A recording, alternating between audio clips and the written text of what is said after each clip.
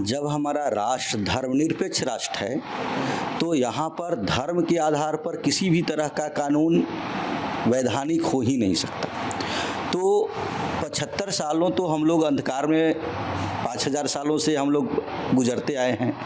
तो धीरे धीरे जैसे जैसे हम लोगों में डेवलपमेंट हो रही है, हम लोग अंधकार से प्रकाश की ओर आ रहे हैं। जो जो कमियां हैं उसको चेंज कर रहे हैं।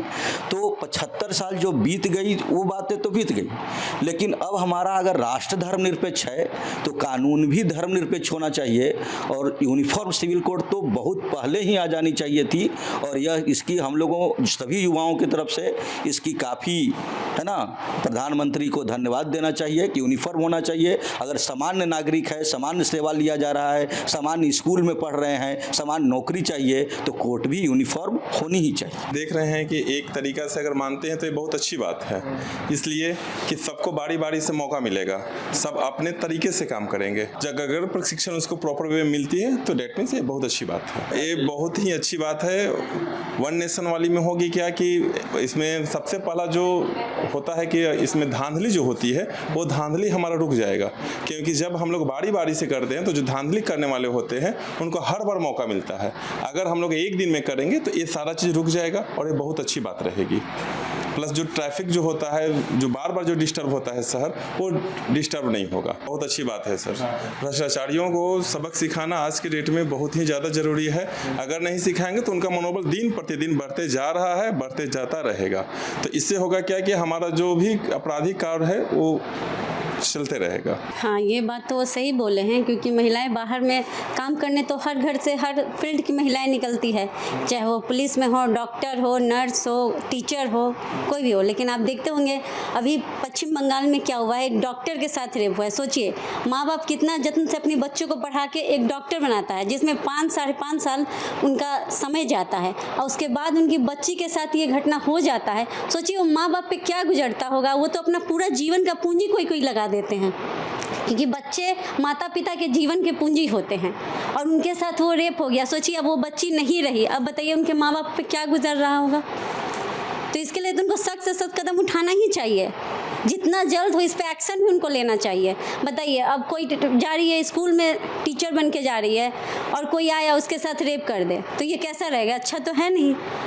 इससे ये पता चलता है कि कितना खराब परिस्थिति हो गया है लेडीज़ों के प्रति। लोग निकलना बंद कर देंगे। लोग कहते हैं कि अपना देश बदलो, समाज बदलो, और लोग का सोच अभी भी वही है। रेप करने का उसको क्या ज़रूरत है भाई? हमको तो यही समझ में नहीं आता है।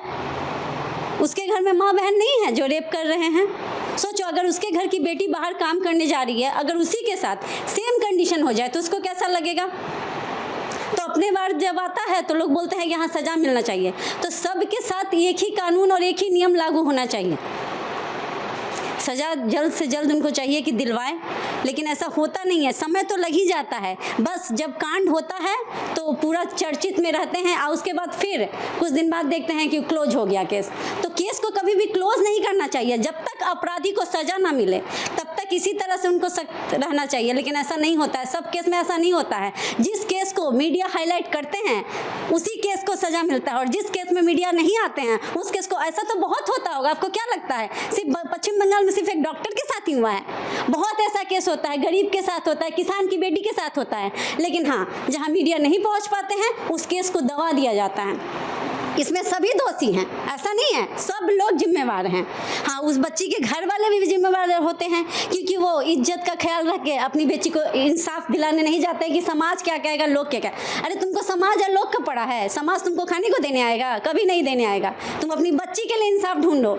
हर माता पिता को मैं ही बोलेंगे कि अगर आपकी बेटी के साथ गलत होता है तो आप ये मत सोचिए कि समाज, अरे अच्छा भी कीजिएगा तो समाज बोलेगा, गलत भी कीजिएगा तो समाज बोलेगा, क्योंकि समाज का बोलना काम है। वो आपकी बच्ची को लौटा नहीं सकते हैं, सिर्फ बोल सकते हैं। सर ये तो उन्होंने सही कहा कि एक यहाँ पे जो अपराधी उनको डर ही नहीं होता है, क्योंकि हम लोग जब घटना होता है सारे जितने हैं सब हाईलाइट हो जाते हैं। अभी कैंडल लेके निकालेंगे, सारे जितना रैली लेके निकालेंगे, लेकिन जैसे ही एक सप्ताह होगा धीरे धीरे मामला शांत हो जाता है।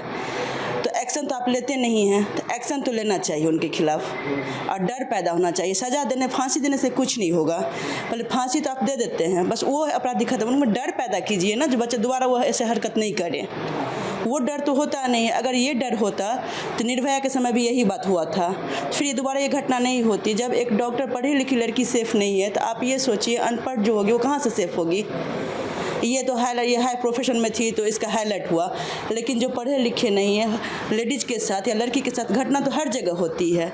ये पढ़े लिखे थे, इनके साथ हम लोग आए समर्थन में, लेकिन जो गरीब है उनके समर्थन में हम लोग नहीं आते, चुप हो जाते कि ये उनका मामला है। ऐसा नहीं होना चाहिए। मामला चाहे लड़की के साथ हो, किसी के साथ भी हो, तो हम लोग को खड़ा होना चाहिए, एकजुट होना चाहिए। और सबसे पहले तो हम अपने घर में जो हमारे बेटे हैं या जो हस्बैंड है, पहले उनको सिखाना चाहिए कि मतलब महिलाओं के साथ इज्जत से पेश आना चाहिए। घर में हम सिखाएंगे तभी तो बाहर आएंगे, पेश अच्छे से आएंगे। पहले हम अपने घर में अपने बेटों को सिखाएं कि अपनी बहन के साथ, माँ के साथ इज्जत से पेश आए। वो चीज़ अगर नहीं सिखाते, वही बच्चा अगर घर शुरू में तो हम कहते बच्चा है, ये है, चलो आगे जाके ठीक हो जाएगा, वो चीज़ नहीं हम लोग करते हैं। तो ये शुरू से ही इसको सिखाना चाहिए। बहुत अच्छा चीज़ है कि कॉमन मैन को उठा कर लाए जाएंगे, मिडिल क्लास सेक्टर से बच्चों को लाया जाएगा, तो वो लोग देखेंगे कि राजनीति को कैसे सुधारा जाता है। जो भी प्रॉब्लम है मिडिल क्लास का, बहुत सारा फीडबैक प्रधानमंत्री तक नहीं पहुंच पाता होगा, तो कॉमन मैन को जब लाया जाएगा, मिडिल क्लास सेक्टर से बच्चों को लाकर पॉलिटिक्स में लाया जाएगा, तो वो लोग एक अच्छा फीडबैक दे पाएंगे। जैसे प्रधानमंत्री को मिडिल क्लास वर्ग के लिए या फिर गरीब तबका के लिए और भी रोजगारी का मतलब क्या उसको बोलते हैं, स्कीम चलाने में फ़ायदा होगा। और भी बहुत सारा चीज़ है तरह, जैसे कि प्राइवेट सेक्टर्स में जो आरक्षण का मुद्दा हो रहा है, ये सब एक किया जा रहा है। वो स्टूडेंट के लिए बहुत, जनरल स्टूडेंट्स के लिए बहुत दिक्कत हो रहा है इन सारी चीज़ों पे। तो इससे प्रधानमंत्री को अच्छा एक फीडबैक मिलेगा, और जितना मिडिल क्लास के सेक्टर्स के लोग आएंगे पॉलिटिक्स में, तो उतना अच्छा होगा समाज के लिए।